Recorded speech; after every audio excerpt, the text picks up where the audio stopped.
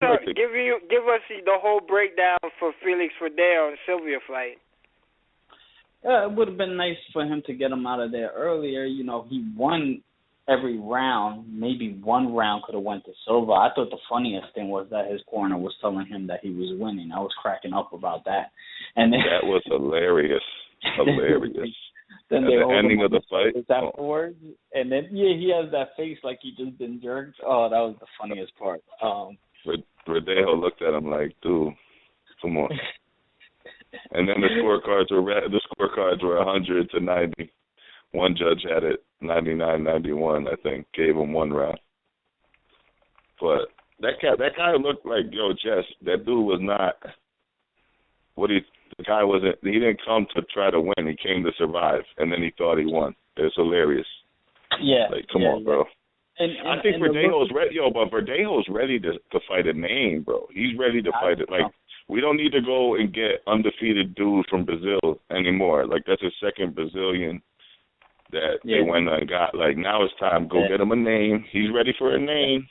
Yeah. Clear cut. He's bright, man. He's the total package. But you know, Madison Square Garden, it was a large Puerto Rican crowd there too. Like you heard them cheering for Verdejo and stuff. So it would have been nice for him to get a knockout. You know, for like the average fans. Like my pops was watching it, he's like, "Whoa, why doesn't he knock this guy out?" So you know, for the social fans, you know, like Verdejo to make a name for himself, it would have been nice for him to get the knockout. You know, like a second round. Yeah, I mean, but the guy was no slouch. You could tell the guy was being very careful, but you could tell he had some pop. He had, and he had a little. You could tell he had a little pop because Verdejo was giving him that respect. Because Verdejo, if he didn't respect his pop, he would have went in for the kill. But he had to do what he had to do to get the W's. Be careful. Be careful and get that W is more important than anything. Truthfully, I think Verdejo was too careful. That's my opinion. I think Verdejo was too careful. I think there was like there's some because if he wants to be the next Felix Trinidad would have got rid of that dude early. You know that shit. Yeah, but they were saying that like but Trinidad was a killer, and he would come, and he took a lot of risks, and sometimes the risks didn't pay off. And Roy was saying that during the broadcast, like. To Lampley and Kellerman, remember he was like, and Verdejo learned from that. So, if he did learn from that or not, who knows? But you got to be careful, man. There's a lot of money on the line, and you don't want to get caught by a shot from an unknown guy from Brazil. But like you said though, I was thinking the same thing.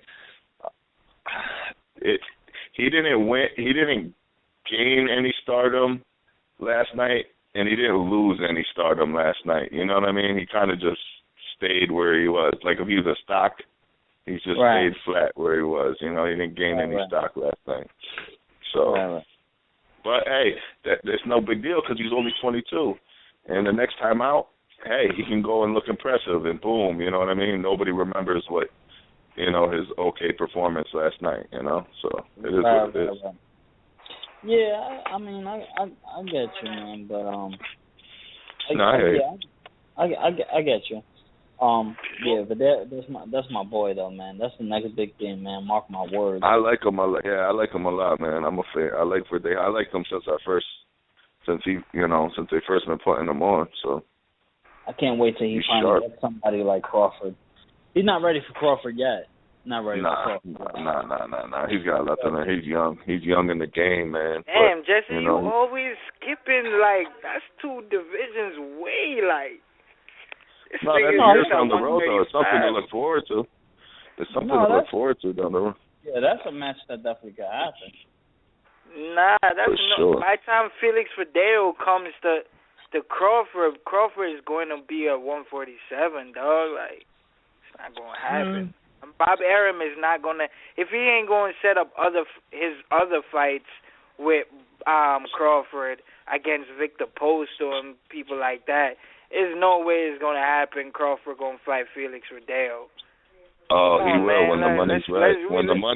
Let's talk reality. But let Flawless give his take on the Felix Verdejo fight if he saw it. Yeah, it was a good. Yeah, man, it was a good fight. I didn't catch it live, but I caught it back. Was it the morning? Yeah, like the morning after I watched it. Obviously, I watched the Crawford fight. I didn't watch either of them live.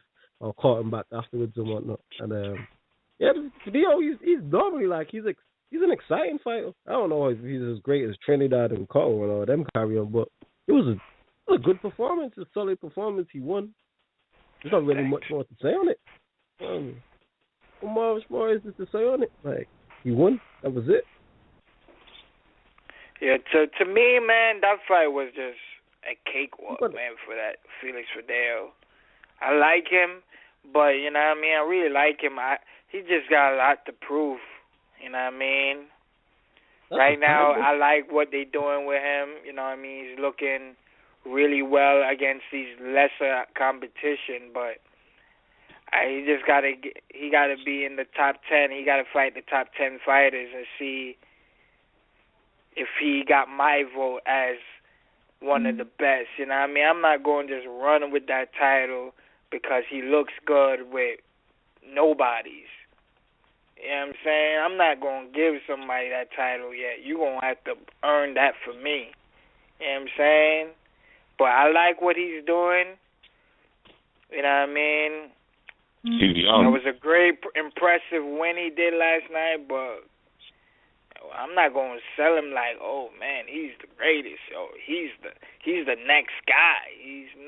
Hell no, not in my eyes. You got to prove that. You don't even beat the top 10 guy. Like, nah, not me. Nah, he's got to fight. I think he's ready for a name though to prove it. But he's a young kid. He's only 22, so. Yeah, that's what I'm saying. We don't have to rush him, but I mean, like. Nah, no rushing. He could be the brightest star this weekend. Look at all the stars that fought this weekend. Frampton, Leo Santa Cruz. Oh wait, let's go one. No, I'm just saying he might end up being the brightest star of all of them, and that's not far fetched. You know. But with the 120 is that. The reason why the 122 division ain't really popular, so we can't even compare like this. It's a really small weight class that people. The only small guy who got all the props is Roman Gonzalez, and you know what I mean. He's the only one. You know I don't know why. Next game props as a lower weight class. Yeah, but he has nobody to fight against, so it's whack. Yeah. I mean, obviously he's got the skill. I mean, his skills are ridiculous. But I mean, it's like it's not even fun because there's no rival out there. We know with Verdejo, man, shit, he can go. His body size, he's a big 135 pounder, and you know, if he can capture, I don't even think he'll be able to. I think he'll be out of that weight class. Who knows? I'd have to look at who the champions are when they want to move them. I can tell you before right you know, now. by the time that dude is, I'm just saying, by the time that dude is 24, 25, he damn near might be a welterweight. Can you see him beating Terry Flanagan, undefeated champion, WBO champion? Can you see him beat Race Bethlehem, the IBF undefeated Cuban? You know what I mean? Rances. You see him beating George Laras, the number one WBC champion. Yeah. So you just Linares, he would chin check his ass quick, but Linares might be getting him. Who knows? But I would actually lean. And then I you love still got Linares. Miguel VAZQUEZ, who's been the man in that division for the longest. You know what I mean? Then you got Mickey Bay. He's an ugly matchup. Actually, I could see him beating all those guys. There was one guy who said Bartholomew might be the toughest one out of everybody. Kevin Farmer from Philly, man.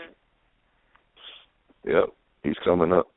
I think Bartholomew right now and Verdejo, I think personally to me, and I've seen all them guys fight plenty of times. Barthélemy might be his toughest test. I think he would chin check Linares, bro. Linares would get checked.